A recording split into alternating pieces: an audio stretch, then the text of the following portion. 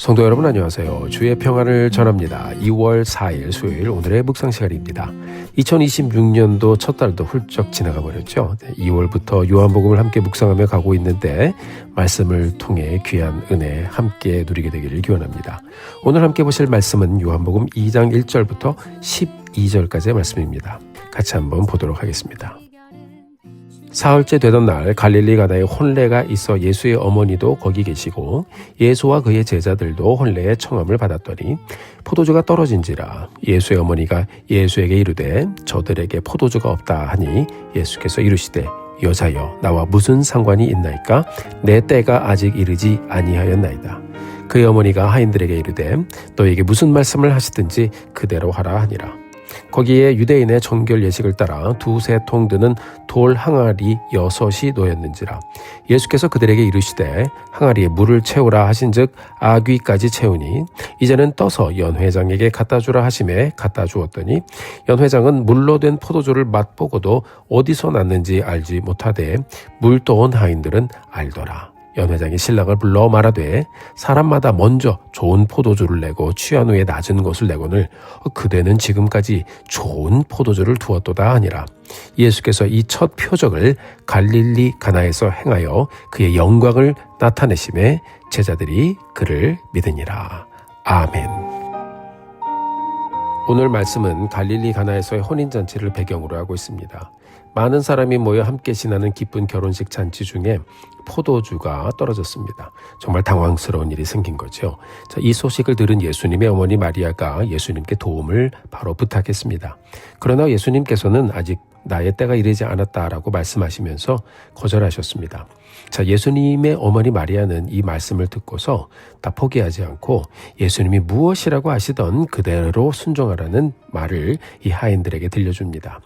예수님께서는 이 말을 들으시고 돌항아리 6개의 물을 채우라고 말씀하셨고 또 하인들은 그대로 물을 채웠습니다. 그리고 이 물을 다시 떠서 사람들에게 갖다 주라고 명령하셨습니다. 굉장히 좀 난처한 상황이죠.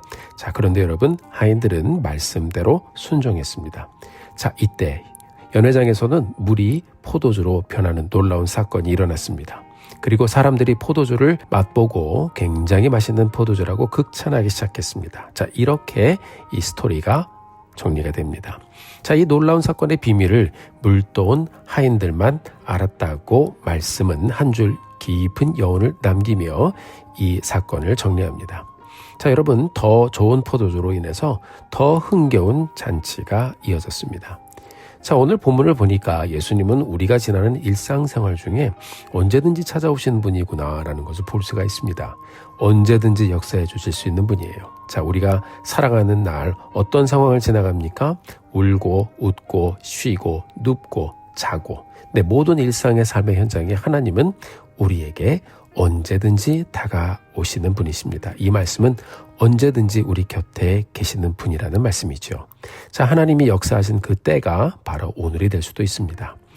우리가 살다 보면 아무 일 없이 지날 때가 있지만 동시에 일이 생길 때가 있죠.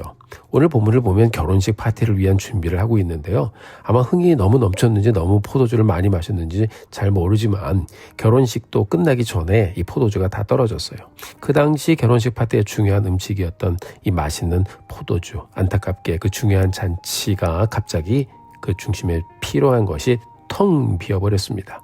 갑자기 벌어진 일의 주인도 주위에 있는 사람들도 정말 난감했을 것 같아요.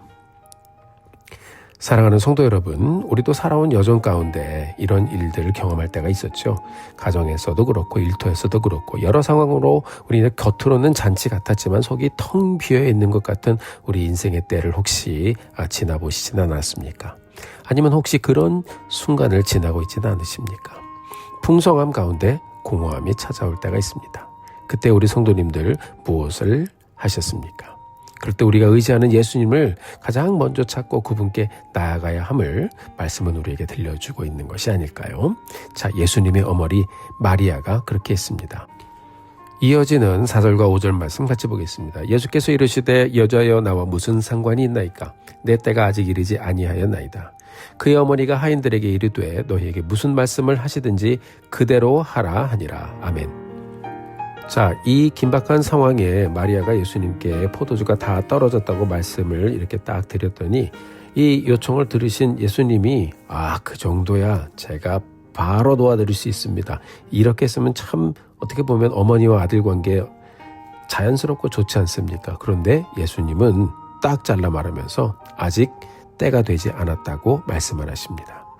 자, 요한복음에 보면 이 때에 대한 말씀이 여러 번 나오는데요. 예수님은 예수님이 일하시고 역사하시는 때를 그분이 직접 정하심으로 우리 삶에 일어나는 치료와 회복의 모든 일의 주권이 바로 예수님께, 바로 하나님께 있음을 우리에게 들려주고 있습니다. 이 말씀을 곰곰이 묵상해보면 예수님은 이 상황의 주도권이 바로 하나님께 있음을 말씀하고 있는 거구나라는 것을 우리가 짐작을 할 수 있어요. 그렇습니다, 여러분.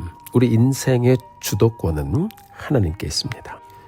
이 말을 들은 마리아는 예수님께서 무슨 말씀을 하시든지를 잘 알고 있었습니다. 그래서 하인들에게 그렇게 말했죠. 예수님이 무슨 말씀을 하시든지 그대로 해라. 그대로 순종해라. 당부를 합니다.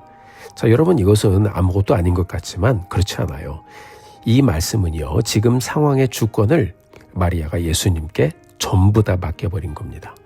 내가 어머니이기 때문에 그래도 들어줘야지, 이런 것이 아니었습니다.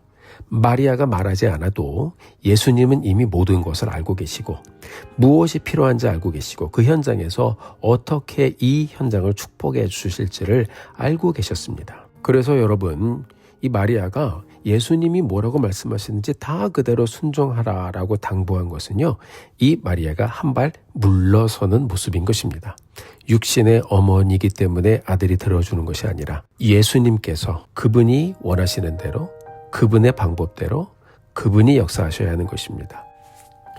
이것을 알고 있었던 마리아는 예수님을 신뢰하고 한 발 뒤로 물러섰습니다.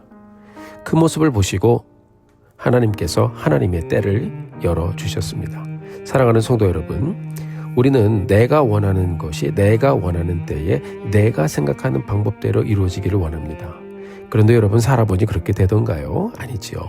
우리의 인생의 회복의 때, 우리 인생의 치료의 때, 우리 인생의 성장의 때, 우리 인생의 은혜의 때, 모든 순간을 다 아시던 하나님은 언제 우리를 도와주셔야 할지, 어떻게 우리를 도와주셔야 할지를 잘 아시는 분입니다. 그래서 하나님께서는 우리가 인생을 살아가면서 우리가 원하는 때와 하나님의 때가 다름을 인정하고 하나님의 때를 믿음으로 기다리며 때로는 한 발자국 뒤로 물러서서 하나님의 말씀을 경청하고 순종하게 되기를 원하시는 것입니다. 자, 예수님이 6개의 빈 항아리에 물을 채우라고 명령하셨습니다. 그리고 그 물을 떠서 손님들에게 갖다 주라고 하셨습니다. 자, 하인들이 얼마나 당황했을까요? 그러나 하인들이 순종했을 때 물이 이전보다 더 좋은 포도주로 변했습니다. 하인들이 떠가면서도 이를 어쩌나 그런 생각을 했을지도 몰라요. 하지만 결과적으로 하나님은 하나님의 때에 하나님의 방법으로 인생의 기쁨의 주권이 하나님께 있음을 알려주셨습니다. 우리 하나님께서는 그 연회장에 가장 중요한 것을 채워주셨고 가장 중요한 때에 퍼펙트 타이밍에 역사하셨습니다. 사람들은 새로 가져와 누리는 그 포도주 맛에 감탄을 해서 즐거운 혼인잔치를 이어갑니다.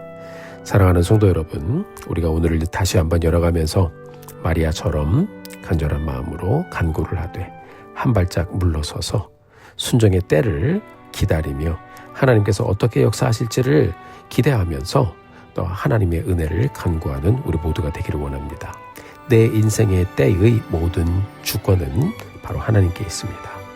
내 삶도 우리의 삶도 하나님의 때에 하나님의 방법으로 가장 중요한 것을 채워주시는 것을 늘 경험하며 가게 되기를 예수님의 이름으로 축복합니다. 그를 위해서 우리가 할 수 있는 일이 무엇인가요? 네, 말씀을 기대하고 들려주시는 말씀에 순종하는 것입니다. 하나님, 기적을 보여주옵소서. 순종하겠습니다.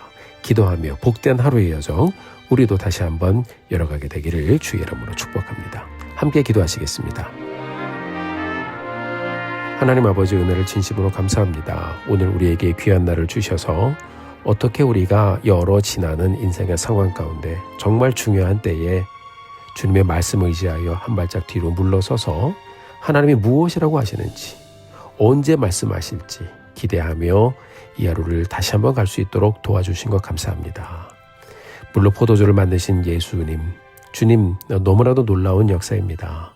하나님은 하나님의 방법대로 하나님의 때에 또 하나님의 주권적인 역사를 이루시는 분임을 저희들이 신뢰하며 오늘 우리에게 베풀어 주실 하나님의 놀라운 손길과 섭리를 기대하며 아버지 하나님 다시 한번 믿음의 여정 가는 우리 모두가 될 수 있도록 축복하여 주시옵소서.